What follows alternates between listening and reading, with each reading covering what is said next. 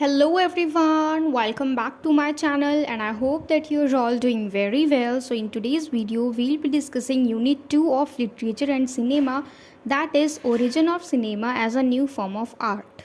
तो इस यूनिट में हम सबसे पहले इंट्रोडक्शन जानेंगे कि origin of cinema as a new form of art इसका क्या मतलब है, ठीक है। और बाकी जो भी एलिमेंट्स इसमें यूज़ होते हैं, जैसे साइलेंट सिनेमा हो गया जिसमें आवाज़ की, जिसमें साउंड का कोई भी यूज़ नहीं होता, ठीक है। तो सबसे पहले हम इसका इंट्रोडक्शन देखेंगे। उसके बाद हमारा एक ऐसे है जिसका नाम है the work of art in the age of mechanical reproduction which was written in 1936, ठीक है। तो इस यूनिट में हमारे दो पार्ट्स होंगे, जिसमें पहले पार्ट में हम ये दोनों चीज़ों को डिस्कस करेंगे, ठीक है, इंट्रोडक्शन, उसके बाद ये ऐसे। फिर जो हमारा सेकेंड पार्ट होगा उसमें हम एनालिसिस देखेंगे ऑफ चार्ली चैपलिन्स।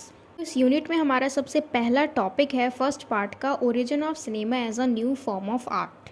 तो सबसे पहले हम इसका मतलब जान लेते हैं कि इसका मतलब क्या होता है। देखो, ओरिजिन ऑफ सिनेमा, ओरिजिन का क्या मतलब होता है, एक ऐसा पॉइंट, एक ऐसा प्लेस जहाँ से कोई चीज़ शुरू होती है, यानी उसका बेसिक, ठीक है।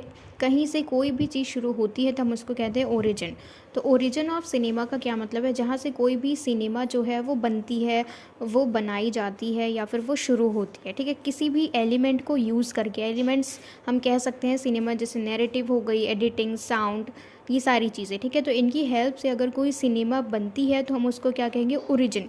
तो इस तरीके का जो सिनेमा है उसको हम देखते हैं एक नई तरीके की आर्ट से, कि क्या कोई भी सिनेमा है उसको हम एक न्यू फॉर्म ऑफ आर्ट कह सकते हैं या नहीं कह सकते हैं। तो इसमें हम यही चीज़ डिस्कस करेंगे। तो देखो, आर्ट जो है इसका हिंदी में क्या मतलब होता है, इसको हम कहते हैं कला, ठीक है।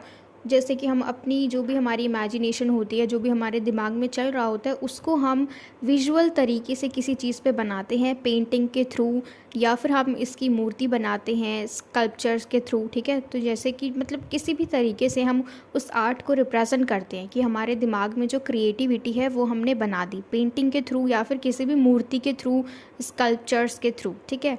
तो उसको हम कह देते हैं आर्ट। लेकिन ये जो सिनेमा है ये आर्ट कैसे हुआ, क्योंकि इसमें तो हम काफ़ी सारे एलिमेंट्स का यूज़ करते हैं, और जो आर्ट है जो हम बनाते हैं, ड्राइंग्स, पेंटिंग्स या फिर हम मूर्ति बनाते हैं, उसमें तो हमें कोई भी इलेक्ट्रिकल डिवाइस की ज़रूरत नहीं पड़ती। लेकिन सिनेमा में तो हम काफ़ी सारी चीज़ें यूज़ करते हैं, ठीक है। तो इसलिए हम इसको क्या कहेंगे, इसलिए इसका टॉपिक क्या है, origin of cinema as a new form of art, कि ये जो सिनेमा है ये एक तरीके का, एक नए तरीके का आर्ट है। तो इसको हमने शुरू कैसे किया, ये जो ओरिजिन ऑफ सिनेमा है ये किस तरीके से शुरू हुआ। देखो, जो हमारी लाइफ के इंसिडेंट्स होते हैं या फिर किसी भी चीज़ को हम रिकॉर्ड कर सके, ठीक है, विजुअली तरीके से हम उसको रिकॉर्ड कर सके। जो भी मूवमेंट्स हैं एनिमल्स के इंक्लूडिंग ह्यूमंस, इन सारी मूवमेंट्स को हम स्टडी कर सके, ठीक है। इन सारी चीज़ों को किस लिए बनाया गया, ताकि हम इन सब को रिकॉर्ड कर सके, ठीक है। जो भी इंसिडेंट्स हैं हमसे रिलेटेबल, हम उन सबको रिकॉर्ड कर सके, चाहे वो ह्यूमंस के हों या फिर चाहे वो एनिमल्स के हों। और बाद में इसको सिनेमा में हमने यूज़ भी किया, और इसीलिए इसको फिर हमने क्या कह दिया, न्यू आर्ट फॉर्म, ठीक है। और इसी तरीके से ये एक न्यू आर्ट फॉर्म बन गया सिनेमा। तो अब देखो फ़र्क क्या है सिनेमा में और आर्ट में। आर्ट को हमने कह दिया एक तरीके से कला, हमारे माइंड की क्रिएटिविटी, जिसको कि हम पेपर पे पेंटिंग बना के रिप्रेजेंट करते हैं, या फिर किसी भी मिट्टी की चीज़ों को या फिर किसी भी क्ले को उठा के हम उसकी मूर्ति बना देते हैं, अपनी क्रिएटिविटी को शो कर देते हैं, ठीक है। उस चीज़ पे, किसी भी पेपर पे या फिर किसी भी क्ले को उठा के, मिट्टी को उठा के हम कुछ भी बना देते हैं, जिससे कि हम कह देते हैं कि ये एक आर्ट है, ठीक है, ये एक कला है जो कि हमने प्रदर्शित किया। और इसको बनाने में, अगर हम पेंटिंग बनाते हैं तो उसमें हमें कलर्स की ज़रूरत पड़ती है, कागज़ की ज़रूरत पड़ती है, जो ब्रश होता है उसकी ज़रूरत पड़ती है। और अगर हम किसी मूर्ति को बनाते हैं तो उसमें हमें क्ले की ज़रूरत पड़ती है या फिर मिट्टी की ज़रूरत पड़ती है, अलग अलग तरीके की, ठीक है। तो यानी उसमें हमें किसी न किसी चीज़ की ज़रूरत पड़ी। और सिनेमा में भी हमें ऐसे ही काफ़ी सारी चीज़ों की ज़रूरत पड़ती है। जैसे पहले हम स्क्रिप्ट रेडी कर देते हैं, फिर हमारे पास एक कहानी होती है, शुरू से लेकर अंत तक क्या होने वाला है, उसके बाद हम उसको एडिट करते हैं, फिर उसमें साउंड डालते हैं, ठीक है, ये सारी चीज़ें होती हैं। तो एक तरीके से देखा जाए तो आर्ट में भी काफ़ी सारी चीज़ें यूज़ होती हैं और सिनेमा में भी काफ़ी सारी चीज़ें यूज़ होती हैं। लेकिन फ़र्क क्या है कि आर्ट जो है, जिसको हम पेंटिंग बनाते हैं या फिर मूर्ति बनाते हैं, उसमें हमें कोई भी इलेक्ट्रिकल डिवाइस की ज़रूरत नहीं पड़ती। दूसरी तरफ है सिनेमा, इसमें हमें इलेक्ट्रिकल डिवाइस की ज़रूरत पड़ती है, ठीक है। और इसके अलावा है सिनेमाटोग्राफी। इसका क्या मतलब होता है, द एक्सप्रेशन और application of human creative skill and imagination, typically in a visual form such as painting or sculpture, producing works to be appreciated primarily for their beauty or emotional power. तो ये cinematography क्या है, एक तरीके से expression है, ठीक है, यानी जिससे कि हम जान सकते हैं कि एक जो ह्यूमन है, जो इंसान है, उसकी जो क्रिएटिव स्किल है या फिर इमेजिनेशन है वो किस तरीके की है। अगर वो किसी भी तरीके की पेंटिंग बनाता है या फिर मूर्ति बनाता है तो ये सारी चीज़ों को देख के हम जान सकते हैं उसकी क्रिएटिविटी क्या है, उसकी इमेजिनेशन क्या है, ठीक है, और specially in a visual form. और मेनली उनकी ब्यूटी और इमोशनल पावर के लिए अप्रिशिएट किए जाने वाले काम को प्रोड्यूस करती है, ठीक है। फिर हम देखते हैं नेक्स्ट पॉइंट है इसका, the various branch of creative activity such as painting, music, literature and dance. तो सिनेमाटोग्राफी का छोटा सा डेफिनेशन ये भी है कि जो भी अलग अलग ब्रांचेस होते हैं, ठीक है, इन एक्टिविटी के, क्रिएटिव्स के, जैसे पेंटिंग हो गया, म्यूज़िक हो गया, लिटरेचर और डांस, ठीक है। तो इसको हम हिंदी में क्या कहते हैं, सिनेमाटोग्राफी को हम हिंदी में कहते हैं चलचित्रण। तो ये तो था हमारा first topic of this unit of first part, ठीक है, क्योंकि इस यूनिट में हम 2 पार्ट पढ़ने वाले हैं। तो origin of cinema as a new form of art, इसको हमने अभी अभी डिस्कस कर लिया, जो कि पार्ट 1 का पहला टॉपिक था। अब हम चलते हैं पार्ट 1 के दूसरे टॉपिक पे, जो कि है cinema as questioning tradition functions of art. यानी ये सिनेमा जो है ये किस तरीके से ट्रेडिशन फंक्शंस ऑफ आर्ट के ऊपर क्वेश्चन करता है, ठीक है, क्योंकि देखो सिनेमा जो है ये इलेक्ट्रॉनिक डिवाइस से बना हुआ है और आर्ट जो है वो सिंपली हम कह सकते हैं हमारी थिंकिंग के ऊपर बेस्ड होता है, हमारी जो इंटरनल क्रिएटिविटी होती है उसके ऊपर बेस्ड होता है और उसको फिर हम रिप्रेजेंट करते हैं किसी भी चीज़ के थ्रू, ठीक है। तो ये सिनेमा जो है as a new form of art कैसे हुआ, ठीक है, तो चलिए जानते हैं। इसका पहला पॉइंट है हैवी रिलायंस ऑन टेक्नोलॉजी, यानी टेक्नोलॉजी का बहुत ही बड़ा रोल है, बहुत ही ज़्यादा हम कह सकते हैं भरोसा है सिनेमा के ऊपर कि अगर सिनेमा है, अगर कोई फिल्म है तो उसके अंदर टेक्नोलॉजी को इंक्लूड किया ही गया होगा। विदाउट टेक्नोलॉजी कोई भी सिनेमा नहीं बन सकती।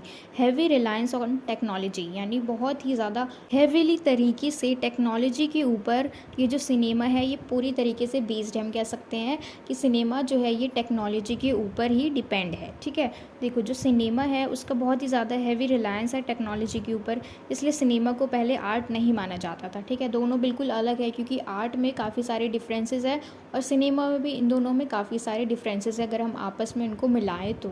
और सबसे बड़ा डिफरेंस क्या है, ये टेक्नोलॉजी, ठीक है। ये जो हम इलेक्ट्रिकल डिवाइस यूज़ करते हैं ये आर्ट में यूज़ नहीं होता लेकिन सिनेमा में होता है। तो इसीलिए सिनेमा को पहले आर्ट नहीं माना जाता था और ऐसा माना जाता था कि ये तो काफ़ी सारे एलिमेंट से बना हुआ है, काफ़ी सारी चीज़ों को यूज़ करके बना हुआ है, तो ये कोई भी ऑर्गेनिक प्रोडक्ट नहीं हुआ, ठीक है। यानी इसमें हम काफ़ी सारी चीज़ों की मिक्सिंग करते हैं तो ये ऑर्गेनिक प्रोडक्ट नहीं हुआ। और जो आर्ट है उसमें हमें मतलब किसी भी डिवाइस की ज़रूरत नहीं पड़ती है, वो हमारे खुद की एबिलिटी से बनती है, ठीक है। जो हमारे इंटरनल क्रिएटिविटी है, जो भी हम सोचते हैं उसको हम रिप्रेजेंट कर देते हैं और फिर वो कला कहलाती है कि हमारे अंदर कितनी ज़्यादा क्रिएटिविटी है जो हम दिखाते हैं पेंटिंग के थ्रू या फिर मूर्ति के थ्रू, कुछ भी हो, ठीक है। जो भी डेकोरेशन है उसमें भी हम काफ़ी सारी चीज़ें बनाते हैं, खुद की हमारी आइडियाज़ होती हैं, तो उसको हम कहते हैं आर्ट, ठीक है, जिसके अंदर कुछ भी मिक्स नहीं होता, कुछ भी एलिमेंट मिक्स नहीं होते, यानी बिल्कुल भी इसमें टेक्नोलॉजी का यूज़ नहीं किया जाता। तो इस चीज़ को यहाँ पे उठाया गया एज अ क्वेश्चन, ठीक है। फिर हमारा दूसरा पॉइंट है लेजिटिमेट आर्ट। तो देखो शुरू में तो सिनेमा को हम आर्ट नहीं मानते थे, ठीक है, क्योंकि इसमें बड़ा डिफरेंस था टेक्नोलॉजी का। लेकिन धीरे धीरे फिर काफ़ी टाइम बाद जब टाइम बीतता गया तो फिर सिनेमा को लेजिटिमेट का दर्जा मिला और टाइम के साथ साथ ये होता चला गया। यानी इसको हम कह सकते हैं लीगली तरीके से हम इसको आर्ट कह सकते हैं सिनेमा को, लॉफुली यानी कानूनी तरीके से हम इसको आर्ट कह सकते हैं सिनेमा को। यानी अब सिनेमा को आर्ट कहना ये बात गलत नहीं होगी, ठीक है। यानी सब ने अग्री कर दिया इस बात को कि सिनेमा जो है ये भी एक आर्ट है और इसी के साथ साथ जो आर्टिस्टिक क्रिएटिविटी है उसको सिनेमा के अंदर लाया गया। फिर लोगों को विश्वास हुआ कि फिल्म मेकिंग जो है वो भी एक आर्ट है। कि यहाँ पे देखो इन दोनों चीज़ को मिक्स कर दिया गया, सिनेमा को भी और जो आर्ट है उसको भी। तो इसलिए हमने इसको क्या कहा, आर्टिस्टिक क्रिएटिविटी। और फिल्म बनाते वक्त हमने इस चीज़ को मूवी में यूज़ कर दिया, फिल्म में यूज़ किया, तो इसीलिए लोगों को विश्वास हुआ कि ये जो क्रिएटिविटी है जिसको हम क्या कहते हैं आर्टिस्टिक क्रिएटिविटी, जिसको कि हम सिनेमा में लेके आए और इसीलिए अब सबको विश्वास हो गया कि सिनेमा जो है ये भी एक आर्ट है, ठीक है। तो इतना सबको क्लियर है। अब हमारा नेक्स्ट पॉइंट है साइलेंट सिनेमा। इसके नाम को सुन के ही हम समझ सकते हैं कि इसमें हम जो साउंड होती है उसको नहीं सुन सकते, जो आवाज़ है वो ऑडिबल नहीं होगी। हम सिर्फ एक्शंस के थ्रू देख सकते हैं, उनका जो जेस्चर होगा हम उसको देख के समझ सकते हैं कि क्या हो रहा है, ठीक है। हम सिर्फ कहानी को समझ सकते हैं सिर्फ इशारेबाजी से, उनके एक्शन से, उनका जो एक्सप्रेसिव वे है, जो भी वो एक्टिंग कर रहे हैं उस चीज़ से हम समझ सकते हैं कि जो एक्टर है वो गुस्से में है या फिर वो खुश है या वो नाराज़ है। तो ये सारे एक्सप्रेशन के थ्रू हम कहानी को समझ सकते हैं, ठीक है। तो साइलेंट सिनेमा क्या है? A silent film is a film without synchronised recorded sound. कि एक साइलेंट फिल्म क्या होती है? एक ऐसी फिल्म होती है विदाउट रिकॉर्डेड साउंड, यानी उसमें हम साउंड नहीं सुन सकते। जो भी सिंक्रोनाइज साउंड है उसको हम नहीं सुन सकते, यानी साथ ही साथ जो मूवी चल रही है, जो एक्शंस हो रहे हैं हम वो तो देख सकते हैं, लेकिन जो उसके साथ मतलब जो वो बोलना चाहते हैं वो आवाज़ हम नहीं सुन सकते, ठीक है। हम सिर्फ उनके एक्शंस को देख के समझ सकते हैं कि क्या हो रहा है। उनकी जो एक्टिंग है, एक्सप्रेसिव एक्टिंग, उसको हम देख के समझ सकते हैं कि जो एक्सप्रेशन है वो क्या है और कहानी किस तरीके से आगे बढ़ रही है, ठीक है। And the idea of silent cinema is rooted in the ability to convey a story purely through visual elements such as actions, expressions and title cards which are interjected into the film to provide narrative structure or convey dialogue and other important details। तो देखो, silent cinema is rooted in the ability to convey a story, यानी ये जो silent cinema है इसमें हम देख सकते हैं जो कहानी है वो क्या है, ठीक है। जो भी कहानी है वो कैसी है, रहस्यमयी है या फिर एक्शन वाली है, मार पिटाई वाली है या हॉरर मूवी है, किस तरीके की मूवी है, ये सब हम देख सकते हैं, ये सब हम जान सकते हैं through visual elements. Visual elements का क्या मतलब होता है? जिसको हम देख सकते हैं, और या फिर हम कभी भी किसी चीज़ को अगर समझाते हैं, एक्सप्लेन करते हैं, तब हम विजुअल एलिमेंट्स का यूज़ कर सकते हैं ताकि सामने वाला इंसान देख के समझ सके, ठीक है। जब भी हम किसी भी चीज़ को एक्सप्लेन करना चाहते हैं तो उसको हम वो चीज़ दिखा देते हैं, जो भी स्क्रीन पे चल रहा होता है उसको हम देख के समझ जाते हैं। उसको हम क्या कहते हैं? Visual elements such as actions, expressions, यानी जो भी उनके एक्शंस हैं, जो भी उनके एक्सप्रेशंस हैं फेस के, या फिर टाइटल कार्ड्स। टाइटल कार्ड्स क्या होते हैं? जो भी स्क्रीन पे चीज़ें चल रही हैं, स्क्रीन पे जो भी मूवमेंट्स हो रहे हैं, जो भी एक्शंस हो रहे हैं, उसके नीचे कहीं पे भी हमें एक साइड में या फिर कहीं पे भी प्रिंटेड टेक्स्ट मिल जाता है, यानी क्या कहना चाह रहा है वो जो भी एक्टर है, जो भी एक्ट्रेस है, वो लोग क्या कहना चाह रहे हैं। अब देखो, जैसे कि हम कोई भी मूवी देखते हैं तो उसके नीचे सब टाइटल आता है, ठीक है। लैंग्वेज चेंज करने का अगर लैंग्वेज चेंज का ऑप्शन नहीं होता है तो नीचे फिर सब टाइटल आता है ताकि हम देख के समझ जाएँ। तो ये भी कुछ इसी तरीके का होता है। अगर मूवी में साउंड नहीं है, वो साइलेंट सिनेमा है, तो वहाँ पे एक प्रिंटेड टेक्स्ट एडिट होता है जो भी स्क्रीन पे चल रहा है, तो साइड में या फिर नीचे कहीं पे भी, तो वहाँ पे हम उसको देख के समझ जाते हैं कि मूवी में जो है वो क्या कहानी चल रही है, वो लोग क्या बातें कर रहे हैं, तो उस तरीके से हम समझ जाते हैं, ठीक है। जो कि मूवी में दिखाई जाती है ताकि जो भी उसको देख रहा है वो सारे लोग समझ सकें कि फ़िल्म में क्या चल रहा है, ताकि वो लोग प्रोवाइड कर सकें नैरेटिव स्ट्रक्चर को और डायलॉग्स को बता सके कि ये लोग आपस में किस तरीके की बातें कर रहे हैं और बाकी सारे जो भी डिटेल्स हैं वो, ठीक है। तो ये जो टाइटल कार्ड है इससे हमें हेल्प होती है कहानी को समझने में, या फिर जो भी डायलॉग्स वो लोग बोल रहे हैं वो क्या बोलना चाहते हैं, तो वो डायलॉग जो है वो लिखा आ जाता है प्रिंटेड टेक्स्ट के फॉर्म में। तो आई होप कि इतना सबको क्लियर हो गया हो। तो अब हम चलते हैं एस्से के ऊपर, ठीक है। इस एस्से का नाम क्या है? The work of art in the age of mechanical reproduction, which is written by Walter Benjamin, ठीक है। और वॉल्टर बेंजामिन कौन है? German philosopher and cultural critic.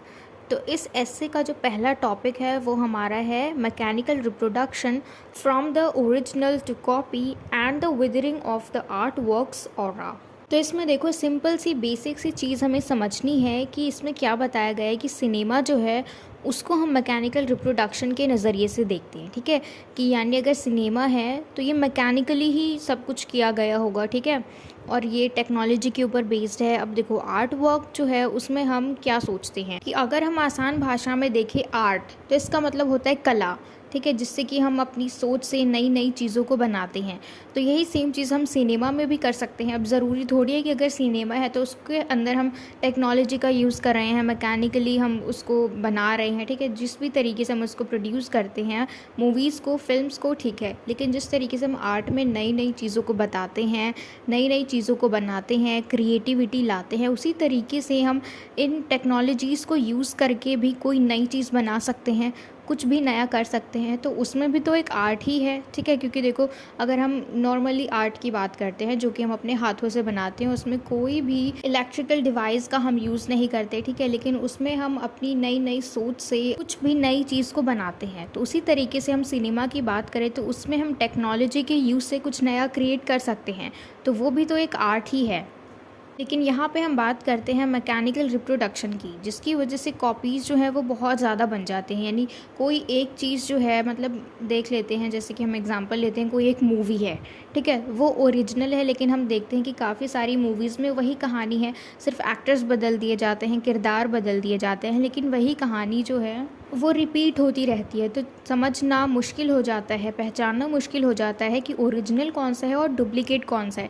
क्योंकि कई बार जो ओरिजिनल से लोग कॉपी करते हैं, तो कॉपी वाला जो होता है उसमें और भी अच्छे अच्छे एलिमेंट्स को यूज़ कर दिया जाता है, जिससे कि पहचानना मुश्किल हो जाता है कि कौन सा रियल है, कौन सा ओरिजिनल है और कौन सा डुप्लीकेट है। क्योंकि देखो, मैकेनिकल रिप्रोडक्शन के यूज़ से जो ओरिजिनल है, हम उसकी काफ़ी सारी कॉपीज़ निकाल सकते हैं, ठीक है। और इसका फ़ायदा भी है और नुकसान भी है। फ़ायदा क्या है कि अगर हम ओरिजिनल की कॉपी लेते हैं तो वो हमें सेम टू सेम वैसा ही मिल जाता है। तो कॉपी जो है वो बहुत ईजिली अवेलेबल होते हैं, ठीक है। क्योंकि देखिए, तो बहुत प्रैक्टिकल चीज़ है कि हर कोई ओरिजिनल नहीं ले सकता, ठीक है, कोई भी ओरिजिनल नहीं ले सकता। तो कुछ कुछ लोगों को ओरिजिनल मिल जाता है, लेकिन बाकी सारे जो हैं वो कॉपी पे ही डिपेंड रहते हैं, क्योंकि उनके लिए जो ओरिजिनल चीज़ है वो लेना मुश्किल हो जाता है। और नुकसान क्या है कि जो चीज़ है, जो असली चीज़ है, उसका जो ऑरा है वो धीरे धीरे ख़त्म होता जाता है। मतलब उस ओरिजिनल चीज़ की जो वैल्यू है वो धीरे धीरे ख़त्म होती जाती है, क्योंकि उसके जैसे ही काफ़ी सारी बन के आ गई हैं चीज़ें, उसी की कॉपी की, मतलब सेम सेम उसी के जैसा दिख रहा है, उसकी उसी के जैसी क्वालिटीज़ हैं। तो जो रियल चीज़ है, जो ओरिजिनल चीज़ है, उसकी जो वैल्यू है वो धीरे धीरे ख़त्म होती जाती है।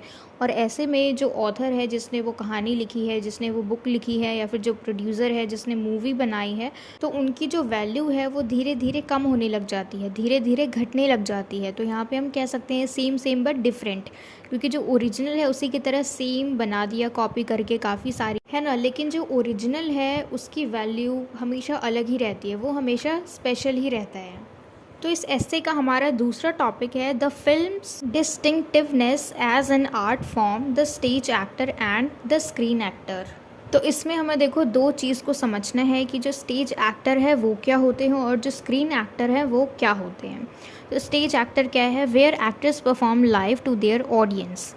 एंड स्क्रीन एक्टर क्या है? It involves conveying emotions, actions and dialogue through the lens of camera. तो देखो सिंपल सा डिफरेंस है इन दोनों में। जो स्टेज एक्टर होते हैं वो क्या करते हैं कि वो बिल्कुल लाइवली परफॉर्म करते हैं अपने ऑडियंस के सामने, यानी कि जो भी एक्टर्स हैं वो स्टेज पे हैं और सामने जो बैठे हैं ऑडियंस सामने से उनको देख रहे हैं, किस तरीके से वो एक्टिंग कर रहे हैं, कहाँ मूवमेंट कर रहे हैं, इस तरीके से, ठीक है, मतलब बिल्कुल सामने सामने। और जो स्क्रीन एक्टर होते हैं उसमें हम काफ़ी सारी चीज़ें देखते हैं, जैसे इमोशंस हो गए, एक्शंस हो गए, डायलॉग दिखते हैं, लेकिन through the lens of camera. इसमें हम आमने सामने नहीं देख सकते एक्टर्स को, ठीक है। जो ऑडियंस है वो बिल्कुल भी एक्टर्स को देखने के केपेबल नहीं होते हैं, ठीक है। वो सिर्फ उनको कैमरा के लेंस के थ्रू ही देख सकते हैं कि किस तरीके की वो लोग एक्टिंग कर रहे हैं, क्या क्या डायलॉग्स बोल रहे हैं, क्या उनके इमोशंस हैं, क्या एक्शंस हैं, ठीक है।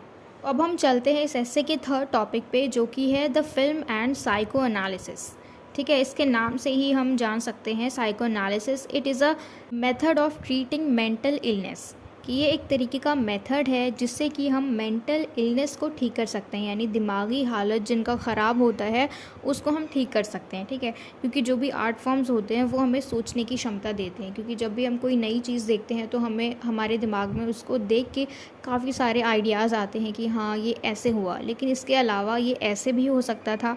तो इससे हम नया सोचने पे मजबूर हो जाते हैं कि हाँ, हमारे दिमाग में नए नए थॉट्स आने लग जाते हैं। जो हमारे थॉट्स हैं वो ब्रॉड होते हैं, ठीक है। तो मतलब किसी भी तरीके से ये हमारे माइंड पे काम करता है, हमारी मेंटल इलनेस को दूर करता है, ठीक है। इसीलिए इसका नाम क्या है? साइको एनालिसिस, ठीक है। तो देखो हम बिल्कुल शॉर्ट में डिस्कस कर रहे हैं, बहुत ज़्यादा लेंदी नहीं कर रहे हैं। जो हमारा मेन है, जिसका मतलब हमें अच्छे से समझना चाहिए, हम सिर्फ उस चीज़ को डिस्कस कर रहे हैं इस वीडियो में, ठीक है। बहुत ज़्यादा लंबा नहीं कर रहे हैं। तो अब हम चलते हैं फोर्थ टॉपिक पे, जो कि है the film and the painting, the subversive power of distractedness as a mode of perception. यानी फिल्म और painting, the subversive power of distractedness as a mode of perception. तो सबसे पहले हम इस टॉपिक का मतलब समझते हैं। सबवर्सिव का मतलब होता है विनाशक, यानी कोई भी चीज़ जो ख़राब हो सकती है, जिसका विनाश हो सकता है, जो मतलब जिसका अंत हो सकता है। ठीक है, देखो जो भी चीज़ को हम देखते हैं, चाहे वो पेंटिंग हो, चाहे वो फिल्म हो, उसको हम किस नज़रिए से देख रहे हैं। This is the power of, यानी सबवर्सिव पावर ऑफ डिस्ट्रैक्टेडनेस, यानी जिस भी चीज़ को हम देखते हैं, चाहे वो फिल्म हो, चाहे वो पेंटिंग हो, उसको हम किस समझ के साथ देख रहे हैं। फॉर इंस्टेंस हम ले लेते हैं कोई हॉरर मूवी। ठीक है, हम कोई भी हॉरर मूवी अगर प्लान करते हैं देखने की, तो ये चीज़ हमें पहले से ही क्लियर होती है कि उसमें कुछ ना कुछ तो है, ऐसा भूत पिचास जैसा तो होगा ही। ठीक है, या फिर अगर हम कोई एक्शन मूवी देखते हैं तो हमें मालूम होता है पहले से कि उसमें मार पिटाई होने वाली है, यानी कोई ना कोई तो पिटेगा। तो ये चीज़ हम पहले से ही सोच के बैठते हैं जब भी हम मूवी देखने जाते हैं। ठीक है, तो ये चीज़ हमारे दिमाग में पहले से ही होती है। द मोड ऑफ परसेप्शन, कि पहले से ही हम ये चीज़ अपने दिमाग में सोच के बैठे हैं कि ऐसा होने ही वाला है। ठीक है, तो हमारे जो राइटर है इस एस्से के, वो क्या कहते हैं? Benjamin returns to drawing comparisons between the film and the other art forms, painting in this case. तो ये एक तरीके से कंपेयर कर रहे हैं दो चीज़ों को, फिल्म को और जो अदर आर्ट फॉर्म्स हैं उनको, जैसे कि पेंटिंग। ठीक है, while a painting with its static depiction of life usually invites contemplative immersion, क्योंकि जो पेंटिंग है, जब भी हम उसको बनाते हैं, जो भी उसमें हम डिपिक्शन करते हैं अपनी लाइफ के बारे में, जो भी हम वर्णन करते हैं पेंटिंग को बनाते वक्त, यानी जो भी हम बना रहे हैं, क्या पता शायद वो हमारी लाइफ से रिलेटेड हो और उस पेंटिंग के थ्रू हम एक कहानी दिखाना चाह रहे हैं। ठीक है, तो उस वक्त वो कंटेम्पलेटिव इमर्शन को शो करते हैं, यानी जो अभी प्रेजेंट में हमारी ज़िंदगी में जो भी चीज़ें चल रही हैं हम उसको दिखाते हैं, चाहे वो नेगेटिव हो चाहे वो पॉजिटिव हो। ठीक है, और सिनेमा जो है, cinema with the rapid movement of shots epitomizes dynamic change and fluidity. तो देखो जो पेंटिंग है उसमें तो हमने देख लिया कि उसमें हम क्या शो करते हैं, जो हमारा डिपिक्शन होता है लाइफ का, जो कि क्या शो करता है, कंटेम्पलेटिव इमर्शन, यानी जो भी प्रेजेंट में हमारी ज़िंदगी में चल रहा है वो। लेकिन सिनेमा में हम क्या देखते हैं कि rapid movement of shots epitomizes dynamic change and fluidity, यानी हम काफ़ी सारी चीज़ें देखते हैं, जैसे शॉट्स कि जल्दी जल्दी हम शूट करते हैं और कैसे कैसे सीन जो है वो चेंज होते रहते हैं। ठीक है, यानी हम अभी घर में हैं, फिर हम तुरंत दिखा देंगे कि जो अंदर वाला इंसान है घर में है वो ये बात कर रहा है, फिर हम दूसरे सीन पे चले जाते हैं कि वो लोग प्लानिंग बना रहे हैं मारने की, फिर हम देखते हैं कि घर में जो बच्चे हैं वो अच्छे से खेल रहे हैं, फिर हम देखते हैं कि वो लोग जो प्लानिंग बना रहे थे मारने की, वो लोग अपनी गाड़ी से उनके घर के पास आ चुके हैं। ये मैं सिर्फ एग्जाम्पल के लिए बता रही हूँ कि किस तरीके से जो छोटे छोटे शॉर्ट्स वो लोग लेते हैं, छोटे छोटे वीडियोज़ बनाते हैं और फिर बाद में फिल्म के अंदर, सिनेमा के अंदर डाल के उसको फिल्म बनाने के लिए उसको यूज़ करते हैं, छोटे छोटे शॉट्स को। यानी पहले यहाँ की शूटिंग करी, फिर बाहर की करी, फिर जो घर के अंदर की फैमिली है, फिर बाहर जो गुंडे हैं, फिर ऐसे कर करके हम एक बार खुशी देखते हैं, फिर बाहर प्लानिंग देखते हैं गुंडों की, फिर जो गुंडे हैं वो उनके घर के पास आ जाते हैं, फिर थोड़ी देर बाद वो उनके घर में आ जाते हैं। तो ऐसे करते करते जगह जो है वो बदलती रहती है, जो प्लॉट है वो बदलता रहता है। फिर एपिटमाइजेस डायनामिक, यानी हम इसमें देखते हैं कि मूवमेंट भी होता है गतिशील, क्योंकि जो पेंटिंग है वो स्थिर रहता है ना। अगर मान लो दीवार पर रख दिया हमने तो वो दीवार पे ही रहेगा, लेकिन मूवी में हम देखते हैं कि सारी चीज़ें मूव करती हैं। ठीक है, तो अब हम चलते हैं इस एस्से के कंक्लूजन पे। ठीक है, this essay which is written by Walter Benjamin continues to play a significant role in understanding how technology contributes to a de-aestheticization of the artwork in modernity। यानी ये जो एस्से है जो कि वॉल्टर बेंजामिन ने लिखा है, इस एस्से में हम एक इम्पॉर्टेंट चीज़ देखेंगे जो कि हमें समझने में हेल्प करती है कि किस तरीके से जो ये टेक्नोलॉजी है अभी के टाइम में, जो कि एस्थेटिसाइजेशन को ख़राब करती है, जो रियल आर्ट वर्क होता है। एस्थेटिसाइजेशन का क्या मतलब होता है? किसी भी चीज़ को सुंदर बना देना। ठीक है, जो हमें देखने में अच्छा लगे, जो सुनने में अच्छा लगे। तो ये जो टेक्नोलॉजी है इसने आर्ट वर्क को बिल्कुल ही ख़त्म कर दिया है, डिस्ट्रॉय कर दिया है। तो ये था हमारा कंक्लूजन, और मुझे पूरी उम्मीद है कि आपको एक एक चीज़ अच्छे से समझ में आई हो, क्योंकि हमने हर चीज़ को अच्छे से डिस्कस किया ईजी लैंग्वेज में। और क्योंकि बहुत बुक में हमारे यही टॉपिक बहुत ज़्यादा लेंदी है, लेकिन हमने यहाँ पे शॉर्ट में डिस्कस किया जो हमारे लिए इम्पॉर्टेंट था। चीज़ों को समझना, उसकी इम्पोर्टेंस क्या है, तो हमारे लिए ये जानना ज़रूरी था, और हमने अच्छे से डिस्कस किया हर एक छोटे छोटे टॉपिक को। तो मुझे पूरी उम्मीद है कि आपको हर चीज़ क्लियर हो गई हो। और क्योंकि देखो हमने स्टार्टिंग में ही जान लिया था कि इस यूनिट में, यानी इस सेकेंड यूनिट में हमारे 2 पार्ट्स हैं। ठीक है, तो पहला पार्ट जो है उसको हमने इस वीडियो में डिस्कस कर लिया, और जो नेक्स्ट पार्ट है उसको हम नेक्स्ट वीडियो में डिस्कस करेंगे, यानी पार्ट 2 में। और ये जो वीडियो है ये पार्ट 1 है ऑफ यूनिट 2। ठीक है, तो आज की इस वीडियो में इतना ही और मुझे पूरी उम्मीद है कि आपको हर चीज़ क्लियर हो गई हो। And if so then please let me know in the comment box if you like this video and share it with your friends as well so that they can get help from it. And don't forget to subscribe my channel. Until we meet in the next video, keep learning.